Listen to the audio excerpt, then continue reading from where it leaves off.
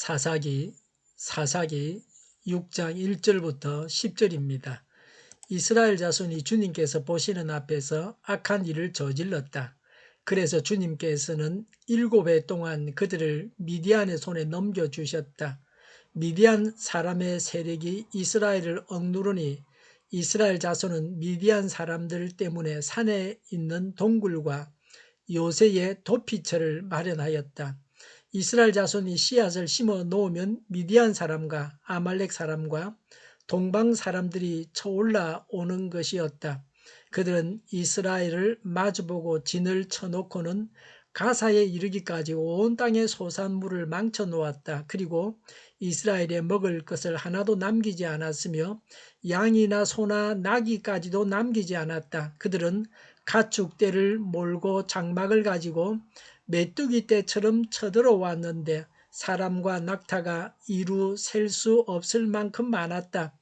그들이 들어와서 온 땅을 황폐하게 만들었다. 이스라엘이 미디안 때문에 전혀 길을 펴지 못하게 되자 마침내 이스라엘 자손이 주님께 울부짖었다. 이스라엘 자손이 미디안 사람들 때문에 주님께 울부짖을 때에 주님께서 이스라엘 자손에게 한 예언자를 보내어 말씀하셨다. 나주 이스라엘의 하나님이 말한다. 바로 내가 너희를 이집트에서 나오게 하였고 종살이하던 집에서 너희를 이끌어내었다. 내가 너희를 이집트 사람과 또 너희를 억압하는 모든 원수의 손에서 구하여 내었다. 내가 그들을 너희가 보는 앞에서 쫓아내었고 그 땅을 너희에게 주었다. 그러면서 나는 너희에게 말하였다. 나는 주 너희의 하나님이다. 너희가 아모리 사람의 땅에서 살고 있으나 아모리 사람의 신들은 섬기지 말아라. 이렇게 말하였으나 너희는 내 말을 듣지 않았다. 아멘. 오늘 말씀은 반복되는 이야기입니다. 반복은 중요하다는 것입니다. 사람이 알고는 있지만 하나님께서 반복해서 말씀해 주셔야 합니다. 그래야 탈선했던 자리에서 제자리로 돌아가게 됩니다. 우리 자신은 어떠한지, 탈선하지 않았는지, 되돌아가야 할 바가 무엇인가 하는 것을 생각해 봐야 되겠습니다. 문제의 시작은 사람에게 있습니다. 이스라엘은 하나님을 버리고 우상을 섬겼습니다. 8절에 주님께서 예언자를 보내시어 하시는 말씀입니다. 내가 너희를 이집트에서 구원해냈다. 9절에 이집트 사람과 억압하는 모든 원수의 손에서 구해내었다. 원주민을 쫓아내고 약속의 땅을 주었다. 10절에 나는 너희의 하나님이다. 우상을 섬기지 말아라고 해서나 너희는 내 말을 듣지 않았다고 했습니다. 구원하신 은혜를 잊고 우상을 섬겼습니다. 은혜를 잊으면 범죄하게 되어 있습니다. 죄악 중에 사는 사람은 왜 자신이 고통을 당하는지를 모릅니다. 무슨 죄를 지었는지, 왜 하나님께서 징계하셨는지를 모릅니다. 영안이 어두워지면 이와 같이 됩니다. 불쌍한 사람이요 대책이 없는 사람입니다. 왜 고통을 당하는지 이유를 알고 이제는 고통을 당하지 말라고 하나님께서 말씀해 주십니다. 1절에 사사기에 항상 있는 원칙입니다.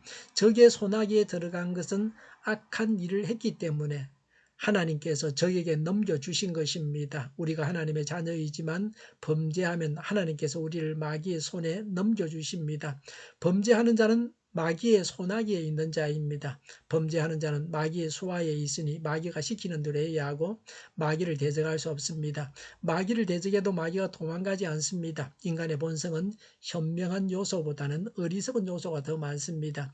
죄를 짓는 것이 반복되고 있습니다. 용서받고 나서 구원받고 평안을 누리다가 다시 범죄합니다. 사람이 이렇게 어리석습니다. 이렇게 죄를 짓는 것이 우리 사람입니다.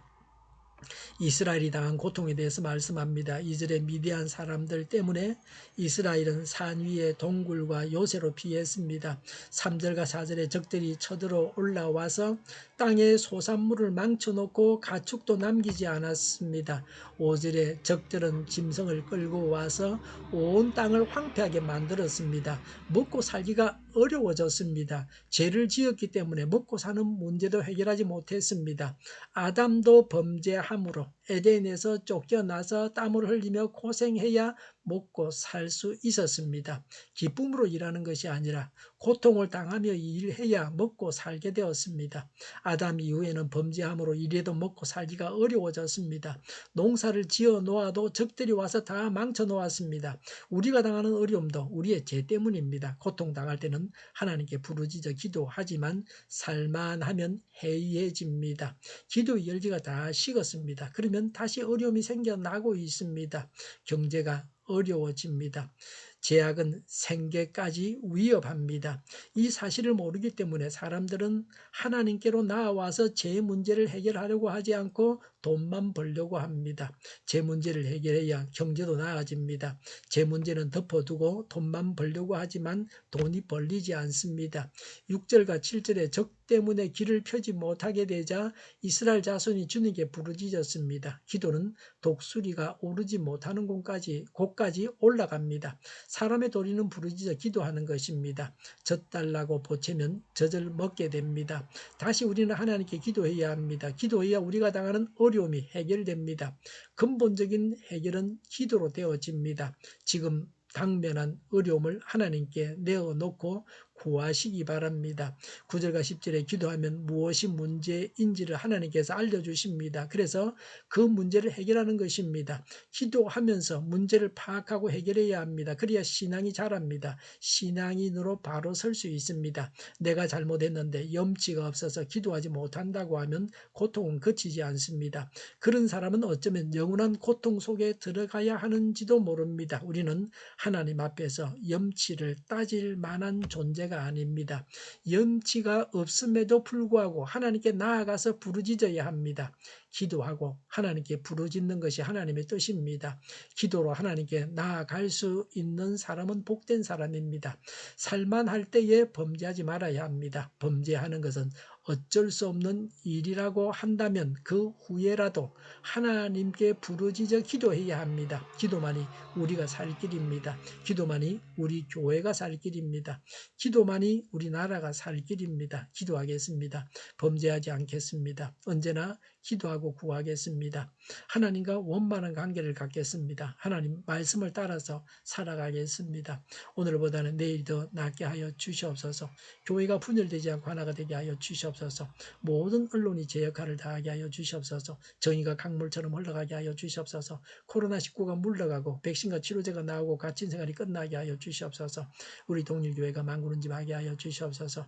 예수 이름으로 명하노니 모든 병만은 물러가고 몸의 모든 부분들을 온전하게 될지어다.